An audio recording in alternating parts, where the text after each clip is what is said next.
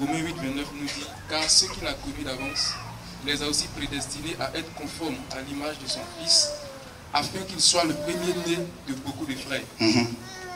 Et lorsqu'on tape par exemple le mot prédestiné dans la Bible, on le retrouve aussi dans Romains 8, 30. Et ceux qu'il a prédestinés, il les a aussi appelés. Et ceux qu'il a appelés, il les a aussi justifiés. Et ceux qu'il a justifiés, il les a aussi glorifiés. Donc j'aimerais savoir si déjà il y a des gens qui d'avance sont prédestinés à être en Christ. Prédestination. Quand le Seigneur a créé Adam et Ève, il a créé pour que tous leurs descendants soient sauvés. Tu es d'accord? 1 Timothée 2, 4, 5 nous disent que ces deux passages, Dieu veut que tout le monde soit sauvé et vienne à la connaissance de la vérité. Il veut que tout le monde soit sauvé. Donc Dieu veut que tous les descendants soient sauvés. Tous les descendants d'Adam et Ève. Ça, c'est sa vision. Maintenant, dans la parabole du blé et de l'ivraie, on nous dit que il y a un maître de champ, propriétaire d'un champ, qui va semer la bonne semence dans son champ. Et le champ, c'est le monde. Et la bonne semence, ce sont les enfants du royaume. Et pendant que ses serviteurs dormaient, son ennemi est venu semer l'ivraie. Et on nous dit que l'ivraie, c'est les enfants du malin, ce sont des boucs. Et l'ennemi, c'est le diable. Et qu'est-ce que l'on comprend par là? Nous comprenons par là qu'il y a des gens qui naissent comme vous et moi. Là. Ils peuvent même être ici avec nous physiquement, ils peuvent être comme des pasteurs. Ils ne sont pas, il y a eu un mélange, ils ne sont pas des produits de Dieu. C'est comme quand dans Genèse 6, là, il y a eu un mélange. Des anges ont, de manière délibérée, pas ceux qui ont suivi Satan au début. Ça, c'est d'autres anges que Dieu a pris. Après leur chute, ils ont de manière délibérée quitté leur demeure selon Jude. Et ils ont couché avec des femmes. On nous dit que lorsque les hommes ont commencé à se multiplier et que des filles leur furent nées, les fils de Dieu, n'est-ce pas, firent que les filles de, littéralement, des filles d'Adam. Parce qu'il y en a qui disent que ce n'étaient pas les démons, c'était les descendants, ce n'étaient pas les anges, mais c'était les descendants de Seth. Or, Seth était fils d'Adam. Alors que là, si on lit ce passage en hébreu, dans la dernière version de la BJC, nous avons mis un commentaire. On a bien dit fils de Dieu d'un côté et de l'autre fils d'Adam. Adam veut dire tiré du sol.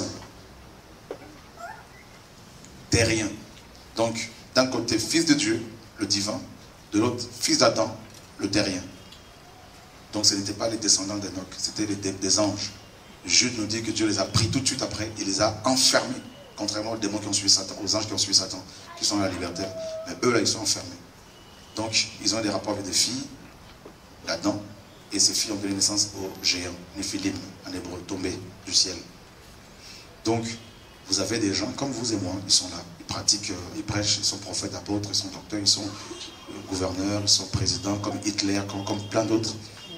Mais ils ne sont pas de Dieu, c'est-à-dire, il y a eu un mélange des démons et des femmes humaines, comme certaines femmes qui vont chercher des enfants auprès des marabouts, auprès des sirènes des eaux. Ces enfants-là viennent au monde, ils deviennent mystiques, sont mystiques, ils meurent bizarrement, ils ne peuvent pas se convertir. Donc il y a ces choses-là qui nous échappent. Et ça, c'est livré. Donc c'est des gens qui ne peuvent jamais changer. Moi, j'en ai beaucoup côtoyé dans le cadre de l'appel, des gens que j'ai même formés, reconnus aussi pasteurs, prophètes à l'époque. Et ensuite, Dieu m'a montré que ce n'étaient pas des gens qui sont de lui. Quoi que l'on fasse, ce ne sont pas des gens qui pourront être sauvés. Parce qu'ils ne sont pas de la semence de Dieu. C'est notre semence. Qui n'avait jamais vu les choses comme ça? Pourtant, c'est biblique. Hein. C'est pas moi qui l'ai dit. L'ennemi est venu semer, livrer. On a dit livrer, ce sont les enfants du malin. Maintenant, je ne parle pas comme Branham disait, c'est notre Branham que Ève aurait de rapport avec le serpent, ça a donné Caïn, c'est pas ça. Mais ce sont aussi des créatures de Dieu.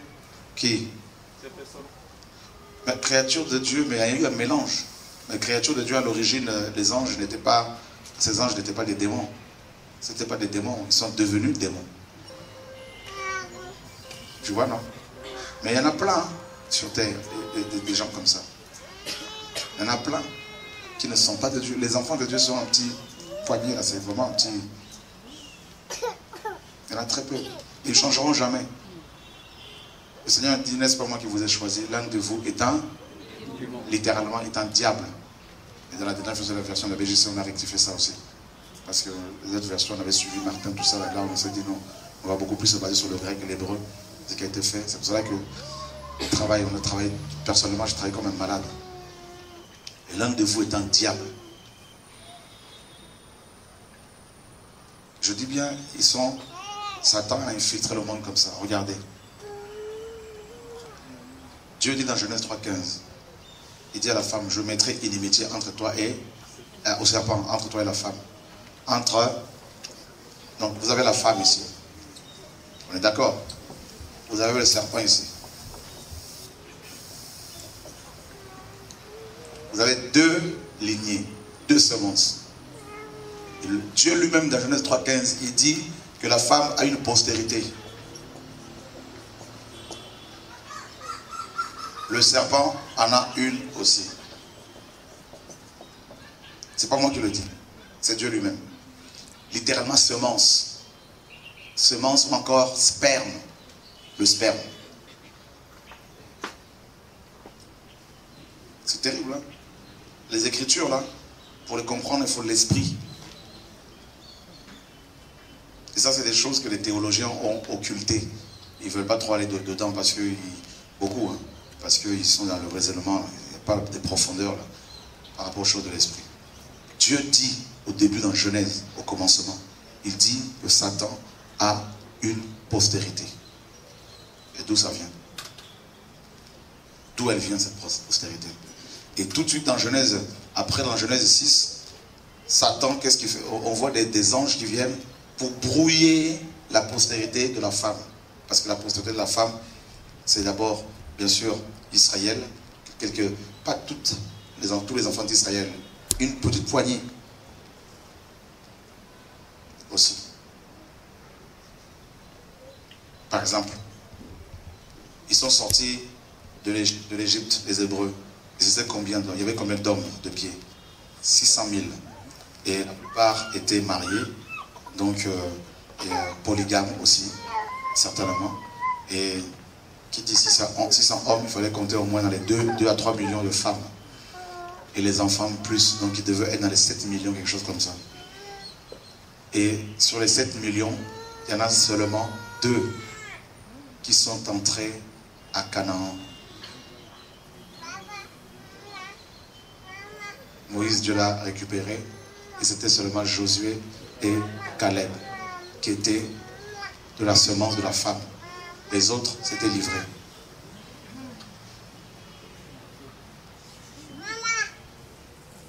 Alors quand vous voyez les gens à chaque fois, mon frère, ma soeur, ils ne sont pas tous frères et sœurs. Il y a beaucoup de choses que nous ignorons. Et vous voyez cette semence-là, cette postérité du serpent, livrée, qu'est-ce qu'ils ont fait? Ils ont créé leur religion. Ils ont corrompu Aaron, ils ont créé leur religion avec leur Dieu. C'est ce qui se passe. Ils ont créé leur religion avec leurs autels, leurs méthodes, leurs doctrines. Et l'objectif, c'est de détruire, bien sûr, la postérité de la femme. Donc, le Seigneur dit aux pharisiens, vous avez pour père le diable, race de vipère, race de serpent. C'est écrit, il a dit le maître. Vous voulez accomplir le désir de votre père. Et ils ne sont pas convertis. La plupart, parce qu'ils n'étaient pas de Dieu, c'était un mélange. Les hybrides. Voilà. Donc, les humanoïdes, je ne sais pas comment on peut appeler ça. Mais il y en a plein de toute façon. Il y en a plein. Moi, j'ai vu, comme je vous ai dit, des gens qui m'ont approché, qui ont prêché la parole que vous connaissez. Dieu m'a dit clairement, je disais, Seigneur, mais je pleure. Il dit, arrête de pleurer pour ce monsieur-là, il n'est pas de moi. Il dit, mais il a prêché la manifestation d'onction. Il dit, oui, comme Judas, mais il n'est pas de moi, c'est pas ma semence. C'est toi qui te fais avoir.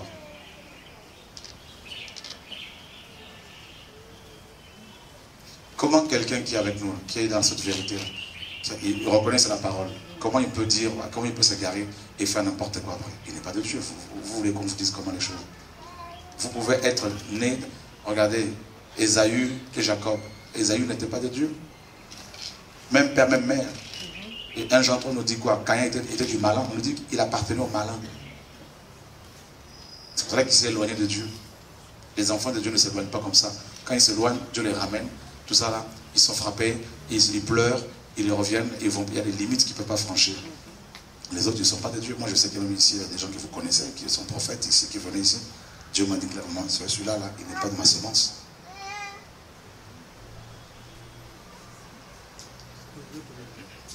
J'arrive.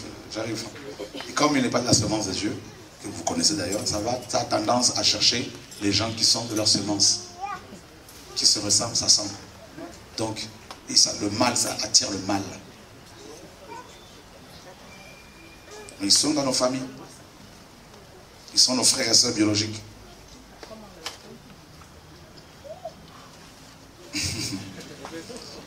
Laissez-moi finir. Je sais que ça vous choque. Papa Trabi, j'arrive. Merci. Pour ne pas perdre de vue ce que Dieu me montre là. Qui est choqué? Ce que je vous dis, est-ce que c'est de la Bible ou pas? Amen. Ok. Donc, vous voyez bien qu'on n'est pas en train de délirer. C'est parce qu'on ne va pas loin dans les Écritures, on ne va pas en profondeur, on reste, on plane ensuite. Voilà, on survole les Écritures. La première semence de l'ennemi, la première ivrée, l'ivrée dont il est question des Écritures, donc représente les enfants du malin, et la première ivrée, c'est justement Caïn. 1 Jean 3, 12 nous dit que Caïn était du malin. Dieu n'a pas agréé. Caïn était aussi un adorateur. Caïn faisait aussi, n'est-ce pas, des sacrifices, mais des fruits. C'est le premier religieux de la Bible. Donc on est là avec des gens, on chante ensemble, on va prêcher, ils viennent prêcher après nous, mais ils ne sont pas de la semence de Dieu.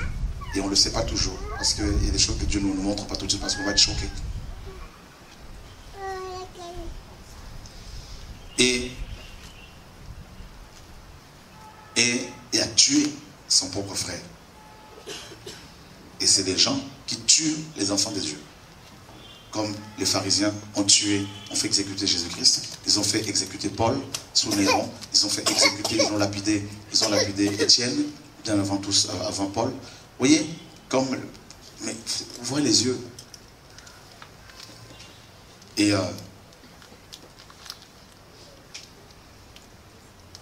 donc, les anges, la tombe, viennent et couchent avec ces femmes, les filles d'Adam. Et ça donne naissance aux Néphilim, aux tombées du ciel. Et c'était pour brouiller la lignée du Messie, pour ne pas que le Messie vienne. Parce que la postérité de la femme, à part les Juifs qui ont suivi la loi de Dieu, même avant les Juifs, il y a, par exemple, Abel, il y a Enoch, il y a eu Noé, vous voyez, Abraham, Isaac, Jacob et tout ça.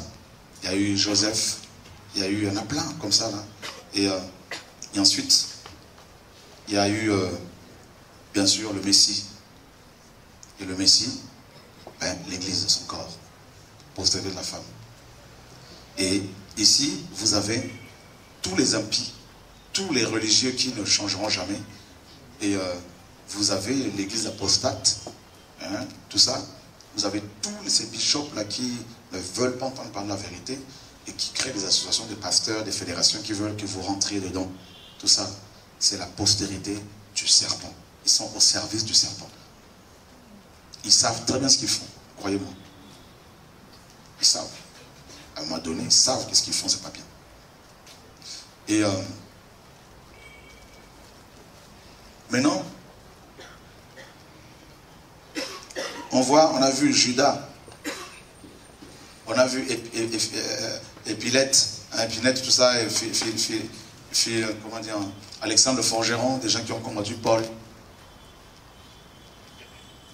Et pour finir, avant de vous laisser le temps de poser des questions encore, qu'est-ce que Dieu va faire quand ces femmes ont eu des Néphilim, des géants? Ce sont ces géants qui étaient à la base, chose de la mystique. Et qu'est-ce que Dieu va faire? Dieu va retirer de la terre une famille de 8 personnes et il va purifier le monde. C'est ça le déluge. C'est la purification de la terre pour détruire toute cette race-là, pour préserver la lignée du Messie. de la corruption. Et quand Noé, son fils, Cam, couche avec, parce que c'est ça, parce que voir la nullité de son père, c'est coucher avec sa mère, ou avec son père, sodomisé, littéralement. Donc quand son fils a commis cet acte, Noé maudit son petit-fils, Canaan. Cette malédiction va ouvrir déjà le péché de son fils, et la malédiction qu'il a libérée vont ouvrir la porte aux démons. Et les démons vont attraper Canaan. Et c'est pour cela que les Cananéens étaient des grands pécheurs. Tout ça. Donc de nouveau, les esprits ont commencé à opérer. Et des femmes ainsi qui vont en Afrique chercher les enfants auprès des marabouts, qui vont faire des cérémonies au bord de l'eau. Ces enfants, regardez comment ils sont. Il y a beaucoup de choses. Question?